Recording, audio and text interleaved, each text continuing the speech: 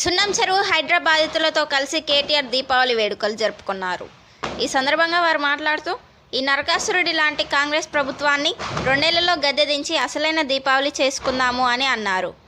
మీకు మా BRS party ఎల్లప్పుడూ అండగా ఉంటుంది. మా ప్రభుత్వం అధికారంలోకి రాగానే మీకు ఇక్కడే ఇల్లులు కట్టించి గౌరవంగా మిమ్మల్ని మీ ఇళ్లలోకి పంపిస్తాము అని వారికి హామీ ఇచ్చారు. వారితో పాటు మాజీ మంత్రి సూర్యాపేట శాసనసభ్యులు జగదీశ్వర్ రెడ్డి పాల్గొన్నారు. అందుకే మీకు ధైర్యం చెప్పడానికి, ఒకవేళ ఈ ప్రభుత్వం బుద్ధి తెచ్చుకొని మీకు న్యాయం చేయకపోతే మీ అందరికి మేము మాటిస్తున్నాం, ఇంకో 2 ఏళ్లలో మళ్ళీ కేసీఆర్ గారి ప్రభుత్వం తప్పకుండా వస్తుంది. ముమ్మాటికి మీ ఒక్కొక్కరి పేరు ఇక్కడ రాపిచ్చిపోతా. నేను కృష్ణారావు గారికి మన శేర్లింగంపల్లి నాయకులకు నేను చెప్పి మొత్తం రాసుకొని నా దగ్గర కూడా పెట్టుకుంటా.